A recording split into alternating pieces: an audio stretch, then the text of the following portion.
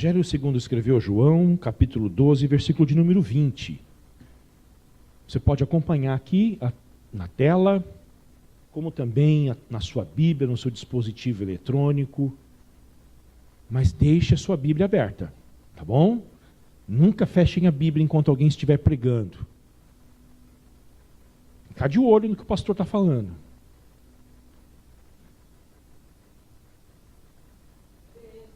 Hã? Tem que conferir. Não aceitem pregações que não sejam da Bíblia. Não escutem isso, tá? Bíblia. As Escrituras devem falar. Não a minha opinião, a opinião do pastor. É a Bíblia. Tá bom? Nós somos reformados. Nós acreditamos num dos princípios da reforma, qual é? Somente as Escrituras. Vocês lembram quais são os 5 somente da reforma protestante? Chamados 5 solas. Você não vale, tá bom, Pedro?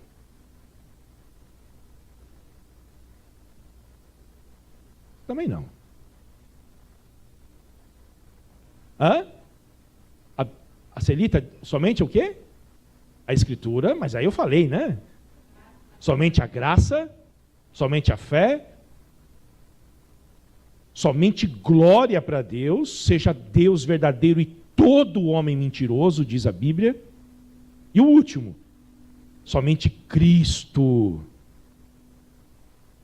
Este é um resumo do que foi a reforma protestante. Somente a fé. Nós somos salvos pela fé em Cristo. Somente a graça de Jesus Cristo. Somente Cristo. Somente as Escrituras.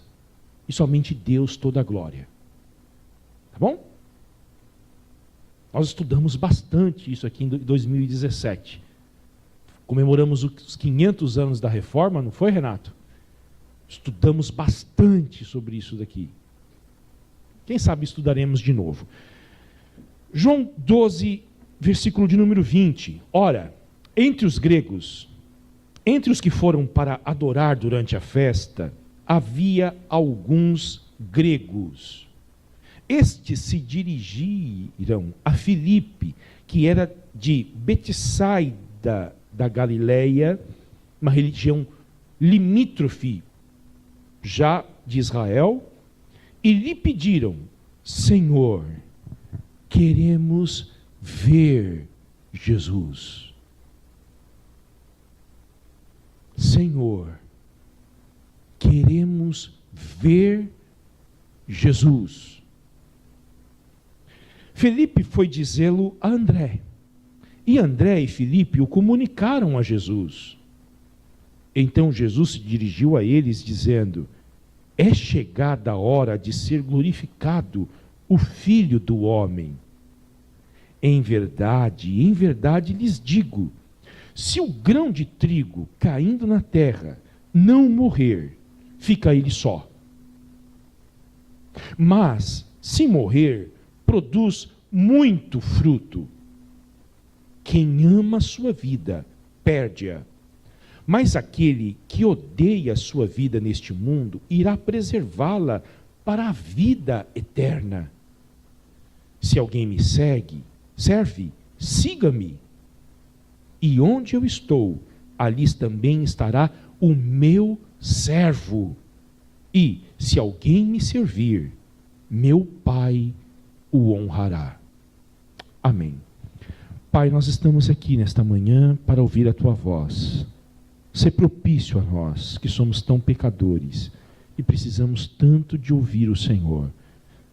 Queremos, ó Deus, que o Senhor nos abençoe, dando-nos a direção que precisamos para as nossas vidas, confortando o coração daquele que está aflito, angustiado, ansioso, avivando o coração morno e indiferente. Mas, ó Deus, acima de tudo, glorifica o Teu nome. Não a nós, Senhor, não a nós, mas ao Teu nome da glória, por amor da Tua misericórdia e da Tua fidelidade. Abençoe aqueles que estão sofrendo, abençoe, Senhor, aqueles que estão carentes, os que não conseguiram vir ao culto hoje, por motivos diversos, os que estão fracos na sua fé, os que estão pensando em desanimar. Dê forças nesta manhã. É a minha oração, em nome de Jesus. Amém. Nós queremos ver Jesus. Foi o pedido dos gregos na festa da Páscoa. Nós queremos ver Jesus. Eu já quero perguntar se este é o seu anseio nesta manhã. Se foi isto que você desejou durante a semana. O que move o teu coração, sobretudo para sair da tua casa num domingo pela manhã e se dirigir a este espaço tão simples de adoração, com pessoas que não são nada interessantes, como eu, que não tem nada para te dar.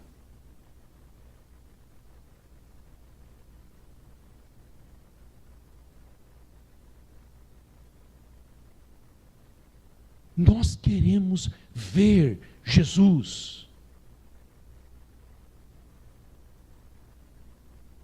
Este pedido talvez seja um dos sinais de um coração, individualmente, e de uma igreja que está em busca de um avivamento espiritual. Lá no país de Gales, em 1904, no último grande avivamento espiritual que houve no mundo, antes do avivamento, as pessoas oravam, e o anseio delas era para terem mais de Jesus, para conhecerem mais a Jesus Cristo, para que a igreja fosse despertada a conhecer Jesus. Então este é um sinal de que um coração e uma igreja estão em busca de um avivamento e de que Deus pode avivar este povo, quando esse povo tem sede e fome por Jesus Cristo. Não sede e fome por milagres.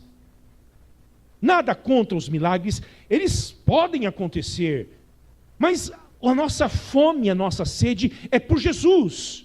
E mesmo que Jesus não faça milagres, nós teremos Ele, estaremos com Ele, teremos a presença dEle, conheceremos mais dEle. Nós sabemos que estamos num avivamento quando Jesus responde esta oração, e Ele se derrama e se dá tanto para nós. E o que foi escutado no país de Gales durante o avivamento que ocorreu lá em 1904 é: chega Jesus, nós não aguentamos mais a tua glória, o teu poder sobre nós, já chega, já basta, nós vamos morrer se o Senhor continuar derramando essa glória sobre nós. Estamos no caminho de um avivamento quando queremos, estamos sobre um avivamento quando nós não aguentamos mais um pouco da glória dele sobre nós.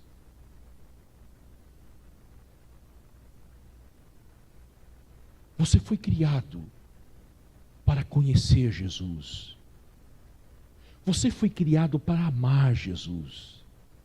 Você foi criado para desfrutar de Jesus. E enquanto você não perceber isso e entender isto, a sua vida não vai ter muito sentido. Nós fomos criados para ver Jesus, desfrutar de Jesus.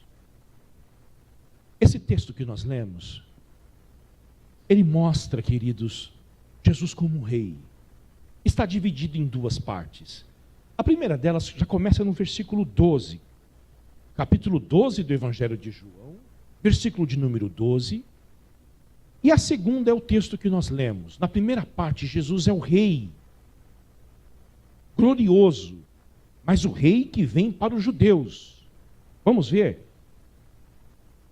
No dia seguinte, olha só, A numerosa multidão que tinha vindo à festa, tendo ouvido que Jesus estava a caminho de Jerusalém, que festa é esta? É a festa da Páscoa. É a última semana de vida de Jesus. Pegou ramos de palmeiras e saiu ao encontro dele, clamando: Hosana, bendito que vem em nome do Senhor e que é Rei de Israel. E Jesus, tendo conseguido um jumentinho, montou-o, segundo está escrito: Não tema, filha de Sião, eis que o seu rei está vindo, montado num jumento, num filho de jumenta. Jesus Cristo é o rei dos judeus. Ele vem para cumprir as antigas profecias acerca dele. Ele se manifesta. Ele mostra para todos em Israel de fato e de verdade ele é rei. Ele não se oculta mais. No capítulo 6 do Evangelho de João, se você estiver com a sua Bíblia aberta, capítulo 6 do Evangelho de João, versículo de número 15. Houve um momento em que Jesus se ocultou como rei do povo de Israel, sobretudo de uma grande multidão. O contexto é a multiplicação dos pães. Jesus alimentou uma grande multidão, saciou a fome dela, e eles ficaram tão entusiasmados com aquele milagre. Olha o que aconteceu. Jesus ficou sabendo que estavam para vir com a intenção de fazê-lo rei, à força.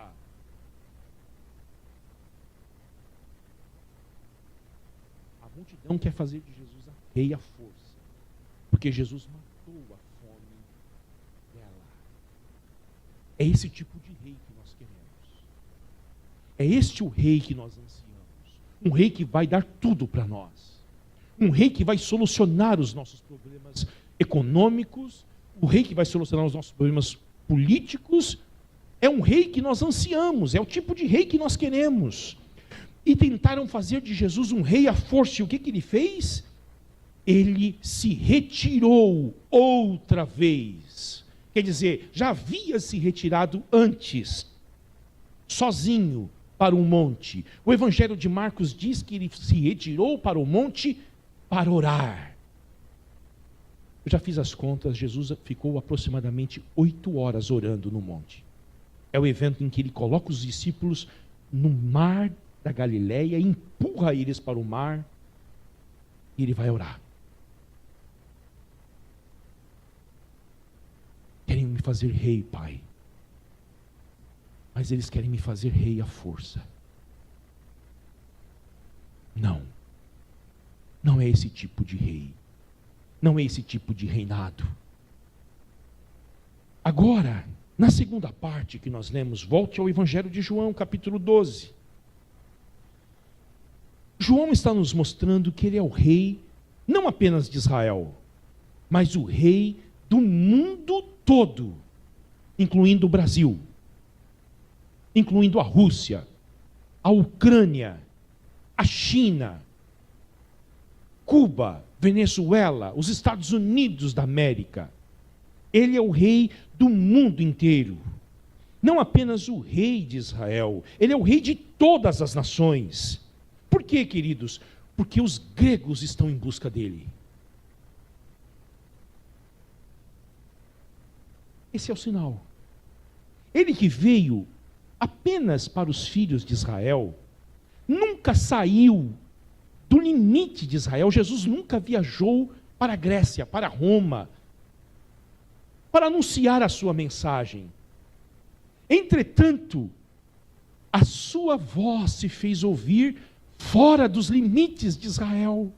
E isso é um cumprimento das antigas profecias, que diziam que a luz do Messias iria brilhar muito longe, nos confins da terra.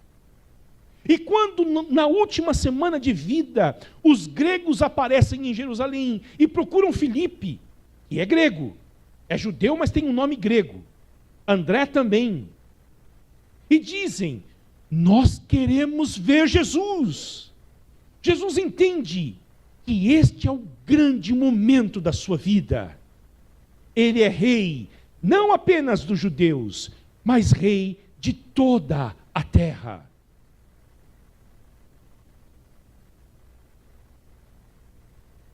E como que ele responde a este pedido glorioso dos gregos? Nós queremos te ver. Versículo 23. Então Jesus se dirigiu a eles. Nós não sabemos se aos discípulos, Filipe e André, ou se foi para todos. Eu passei a semana inteira tentando descobrir isso. Não consegui.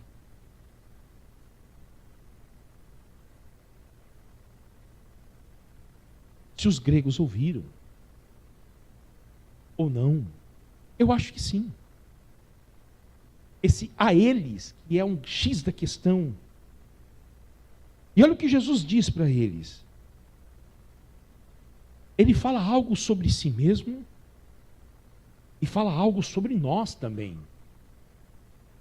Pensando em você, pensando em mim. E este é um dos fatos mais extraordinários e magníficos sobre Jesus Cristo. Porque ele tem o poder de falar algo sobre si mesmo que alcança a gente. Por isso que um dia os guardas disseram: ninguém nunca falou como este homem. Nunca. Olha o que ele diz.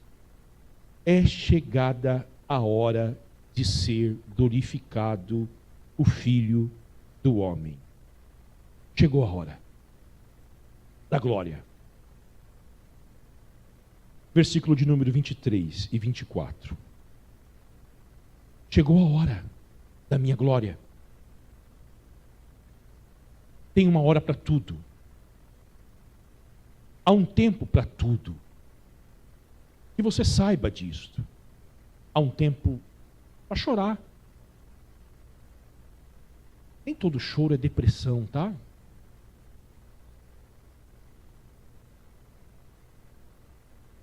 Fica triste. A Bíblia diz que há uma tristeza boa.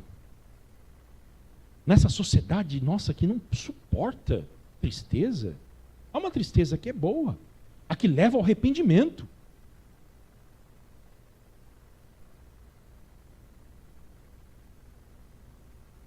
Há um momento de rir também.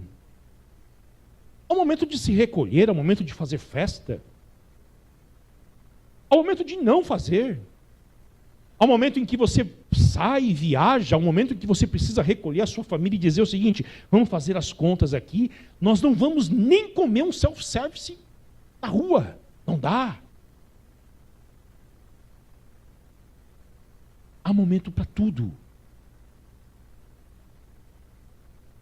Jesus entrou na sua humilhação, quando encarnou no ventre de Maria, e agora chegou o momento da sua glória. Acabou a humilhação. E está chegando um momento de glória agora. Em verdade lhes digo, se o grão de trigo caindo na terra não morrer, fica ele só. Mas se morrer, produz muito fruto. Olha o que ele está dizendo: vocês fazem bem em me ver. E eu estou no caminho para a glória. Irei e eu serei algo para ser visto mesmo. Neste mesmo capítulo ele diz: quando eu for levantado da terra, vou atrair todos para mim mesmo. Quando eu cheguei aqui, eu comecei a pregar, queridos. Um dia eu estava na praia andando, e eu me lembrei desse versículo, olhando para aqueles prédios. Quando Jesus for levantado em Balneário Camboriú, como esses prédios estão sendo erguidos, Ele vai atrair todos para Ele. É disto que essa cidade precisa. Que Jesus seja levantado aqui. Itajaí precisa. Itapema, Camboriú. O nosso país. Ele vai orar por isto no capítulo 17 do Evangelho de João, para que todos possam vir ver a si. Quando ele ressuscitar, ele será a pessoa mais gloriosa do universo. Ele vai receber um nome do Pai dele que está acima de todos os nomes, pelo qual todos nós um dia teremos que nos ajoelhar diante dele. Essa é a sua glória. Entretanto, para ser glorificado, ele tem que morrer. Se o grão de trigo caindo na terra não morrer, fica ele só. Mas se morrer, produz muito fruto.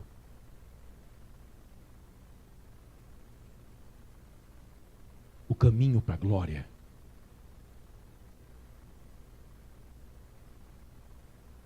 tem uma cruz para Jesus Cristo.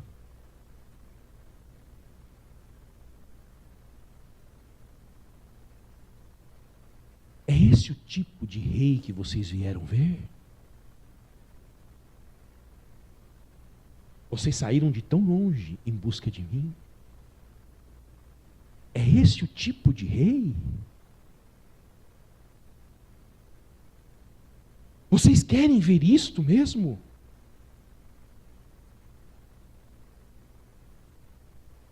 Olha o tipo de rei que vocês estão vindo ver. É um rei que carrega uma cruz. E faz dela o seu trono pelo qual ele governa o universo. Um rei cuja coroa não é uma coroa de pedras preciosas, mas é uma coroa de espinhos. Um rei que não tem uma corte para o servir, que não veio para ser servido, mas veio para servir e dar a sua vida em resgate de muitos.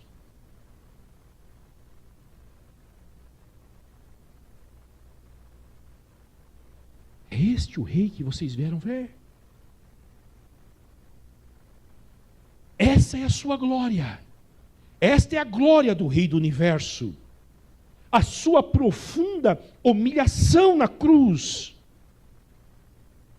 E a alegria dele em fazer isto, como um cumprimento do desejo do Pai, e a obediência ao Pai dele, e a satisfação em agradar, não a si mesmo, mas ao seu Pai. Eu vim aqui e fiz coisas gloriosas. Entretanto, o ápice da minha vida é ser jogado na terra e ser esquecido. Por quê? Porque se o grão de trigo não morrer, fica ele só. Mas se morrer, dá muitos frutos.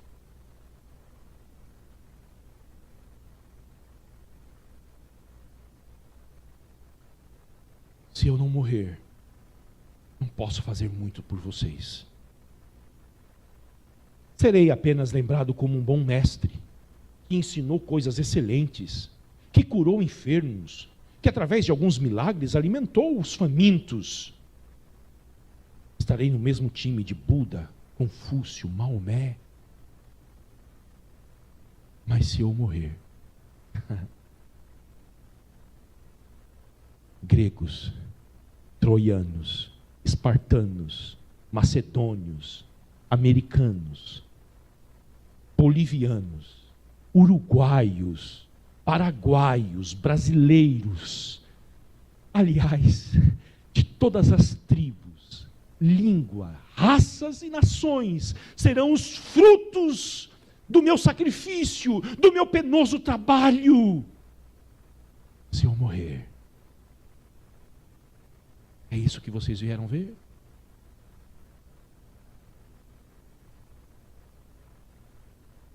É este o rei que vocês querem? Vocês estão prontos para ver o rei de vocês sendo esbofeteado, sendo zombado, sendo traído, sendo humilhado, sendo cuspido, açoitado, sendo tratado como inimigo da raça humana. Essa é a minha glória.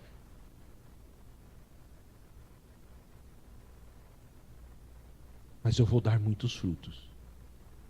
Eu vou dar muitos frutos. Em seguida, ele aplica esta mesma verdade, queridos, para nós. Não apenas para os ouvintes,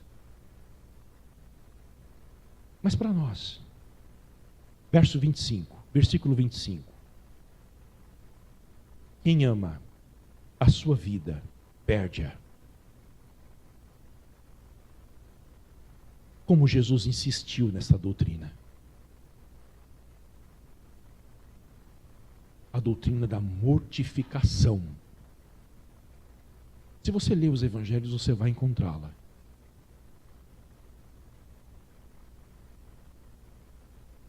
Um dos grandes teólogos da história da igreja, chamado John Owen, escreveu um tratado teológico sobre a morte da morte na morte de Cristo. Inclui a nossa morte. Quem ama a sua vida, vai perdê-la.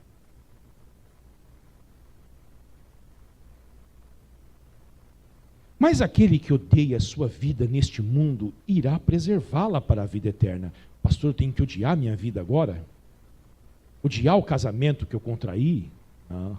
Odiar minha sogra, meu cunhado? Não. Odiar nos evangelhos é preferir, fazer uma escolha. E esta escolha de tal forma é que você olha e diz o seguinte: eu preferi andar com Jesus, perdi muitas coisas, mas eu olho para aquilo que eu perdi.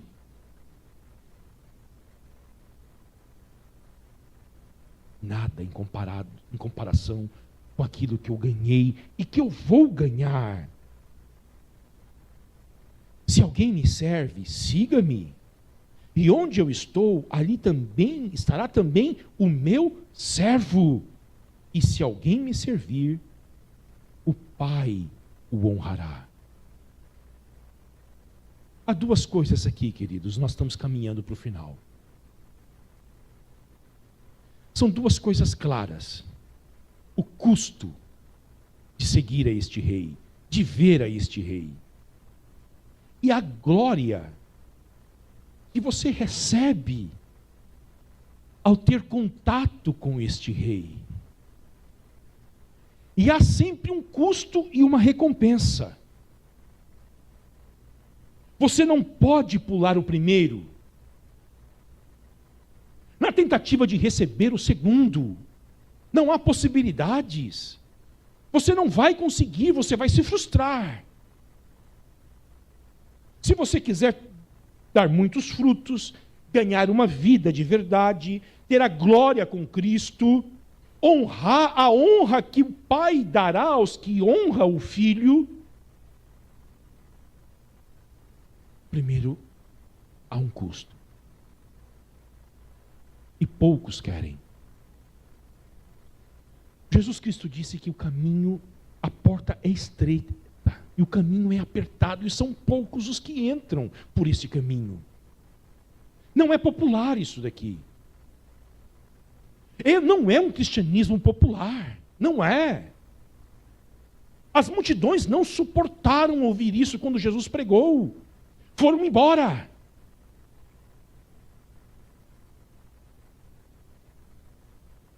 Porque de fato e de verdade vem contra a nossa natureza mais primitiva. Nós fomos criados para amar a nossa própria vida, para ganhar a nossa própria vida. Fomos desde sempre ensinados de que nós devemos crescer e crescer de tal forma para que outros nos sirvam. E aí aparece um pregador da Galileia dizendo o seguinte: eu sou o caminho, a verdade e a vida. Ninguém vem ao Pai se não for por mim. E eu digo a vocês, vocês não vão conhecer o Pai, vocês não vão conhecer a vida, vocês não vão conhecer o caminho, se vocês não morrerem.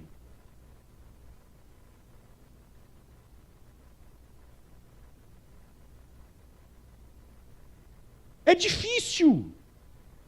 Não perca isso de vista, de que é difícil, mas é glorioso. E é justamente glorioso porque é difícil entrar por esse caminho do discipulado de Jesus Cristo. E a glória que Ele dá sobressai as dificuldades do caminho.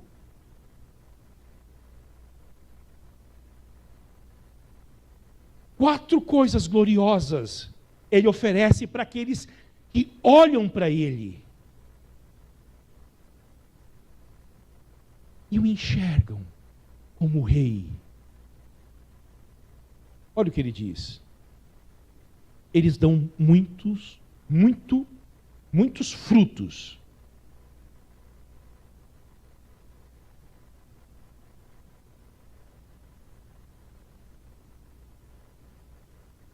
Não é em vão ser jogado na terra.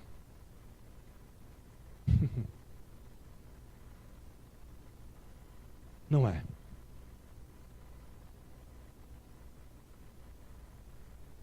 Ser esquecido pelo mundo e pelos homens.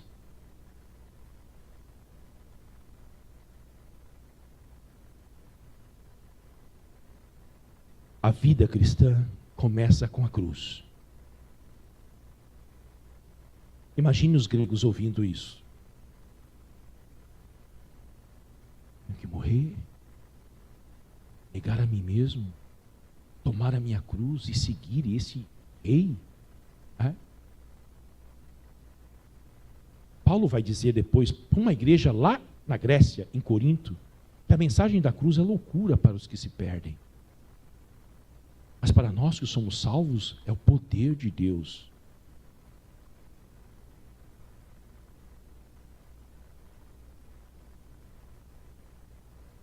Começa na cruz, mas não termina na cruz. Só começa. Porque dá muitos frutos. Muitos frutos. Muitos frutos. Eles vão dar lugar a uma vida gloriosa.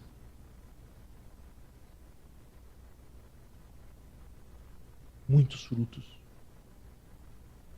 Eles terão uma alegria tão grande, uma satisfação tão profunda. Eles vão estar cheios da verdadeira autoestima, porque eles vão saber quem eles são, de onde eles vieram, por que eles estão aqui, e o que espera-os no mundo por vir. Isso vai preenchê-los de tal forma que na hora da glória, neste mundo, se porventura eles estiverem, eles não vão ficar encantados com isto. E também se eles forem provados, se tirarem tudo deles, eles também não serão esmagados pelas dificuldades da vida, porque eles sabem quem são.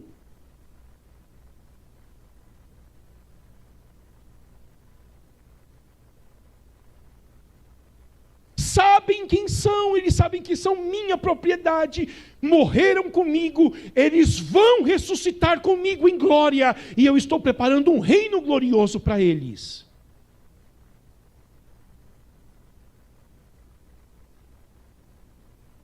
Primeira, dão muitos frutos.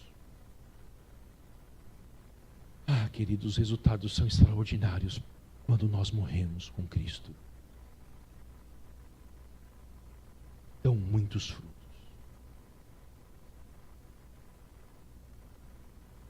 Segundo, vai ganhar a vida eterna. Quem ama a sua vida perde, mas aquele que odeia a sua vida neste mundo irá preservá-la para a vida eterna. Se você perder aqui, você vai ganhar.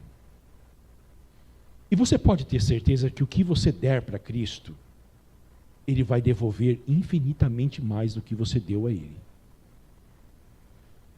O irmão Renato ali diz que Deus não vai ficar devendo nada para ninguém. Nada. Só que Ele vai te dar em glória.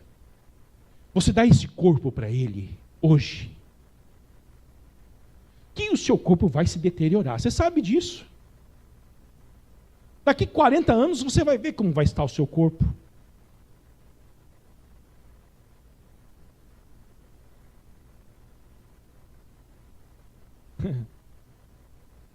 Seus cabelos. Isso é. Se chegar até 40 anos, a sua força, você dá esse corpo para Ele agora. Ele promete te dar um corpo igual ao dele no dia da ressurreição.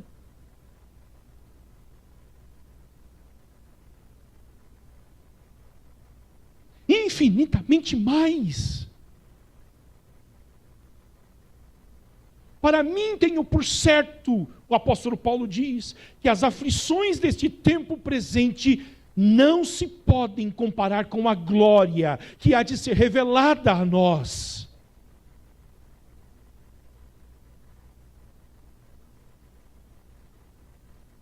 Vida eterna. Não vai ter fim. Terceiro lugar, você estará com Ele na glória, em glória. Se alguém me serve, siga-me. E onde eu estou, ali também estará o meu servo. Eu vou estar com vocês. E ele está dizendo, se você me seguir, para onde ele estava indo, queridos? Nessa última semana de vida dele, para a cruz. Se você me seguir até lá, morrer, eu vou estar com vocês. Porque tem uma cruz. Eu estou crucificado, eu estou indo para a cruz. Se você me seguir, você vai estar comigo. Se você morrer em vergonha, vai ressuscitar em glória. Quarto lugar, honra. Todos nós ansiamos por isso, e não é errado. Mas de quem nós queremos receber honra? De quem? Dos homens é transitória. Olha o que ele diz. Se alguém me servir, versículo 26, meu Pai o honrará. Honra, honra, honra. O que o Pai vai fazer com aqueles que tratam bem o seu filho? Vai honrar?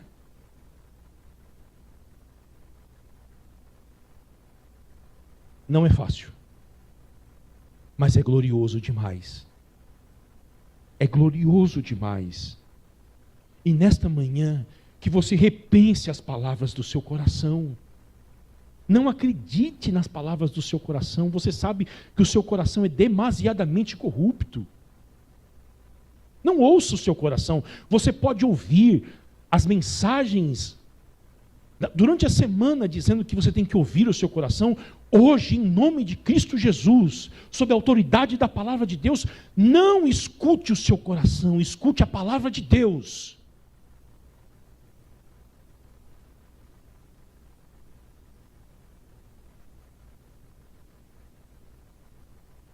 Seu coração pode entender muito errado o que é o sucesso deste mundo. E por isso que você sofre tanto.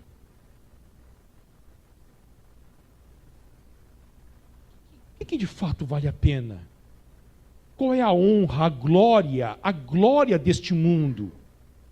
O Rei do Universo, que sustenta todas as coisas com a palavra do seu poder, esteve aqui entre nós como um servo e morreu na cruz, cheio de glória. Ele entende completamente errado o que é o sucesso, do que o mundo acredita, do que nós acreditamos também. Que você saia daqui nesta manhã com uma outra mentalidade sobre os insucessos da sua vida, sobre aquilo que não deu certo, sobre aquilo que está dando errado, sobre os seus conflitos, sobre as exigências de Jesus, as lutas que você tem, que você saiba disto. Se o grão de trigo caindo na terra não morrer, fica ele só. É uma vida solitária, é uma vida de sofrimento. Mas se ele morrer, se ele for jogado na terra e morrer, ele vai dar muitos frutos. Ele vai experimentar o fruto do Espírito Santo dentro dele: alegria, amor, paz, longanimidade, domínio próprio, felicidade completa. Se ele morrer.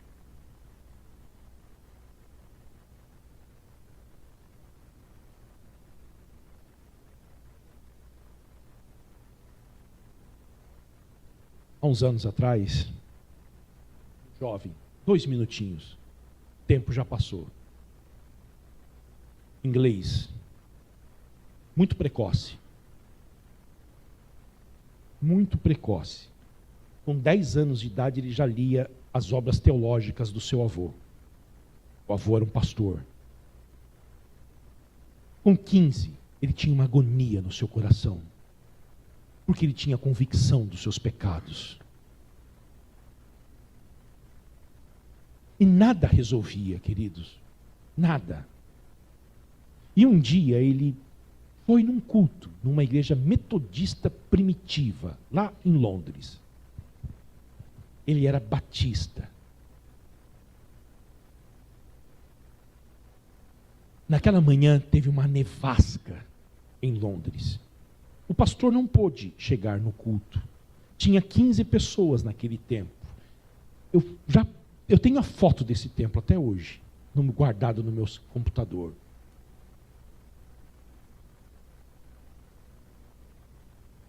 Ele entrou para assistir o culto.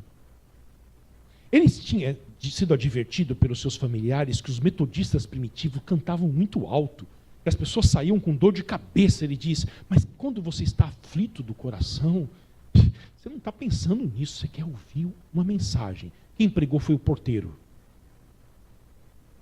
Ele disse que ele era um homem muito ignorante, mas o homem subiu ao púlpito com Isaías 45 e 22. E a pregação dele durou 10 minutos. E esse jovem disse que não tinha mais o que falar. Mas ele disse 3 coisas sobre Isaías 45 e 22. Olhai para mim, diz o texto, e sede salvos, vós todos, dos limites da terra, porque eu sou Deus e não há outro. O homem disse, a mensagem dele foi em 3 pontos. Olhem para mim, olhem para Jesus. E ele disse que na mensagem o homem disse assim: você não precisa ter faculdade. Esse homem não tinha. Você não precisa ter riquezas. Você não precisa ter nada. Tudo que você precisa, você pode fazer: olhar para Jesus. Segunda coisa, olhar para Jesus.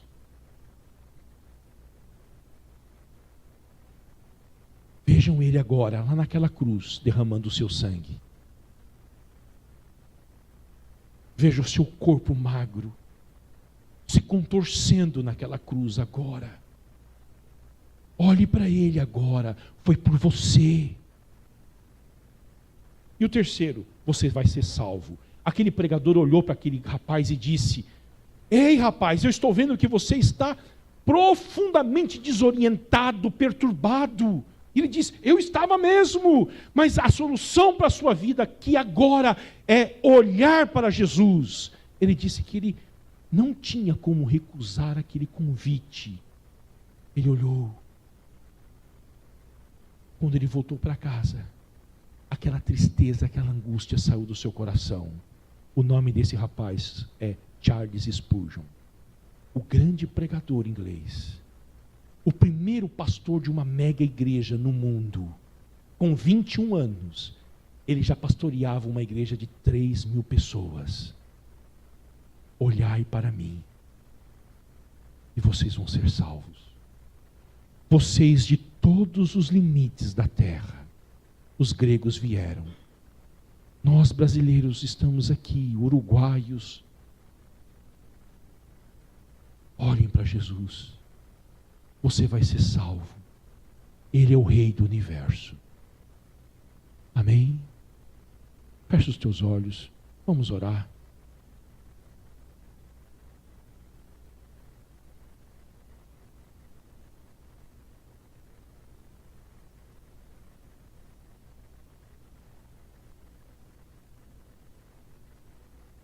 Pai, nós queremos tanto ver o Senhor partindo o pão,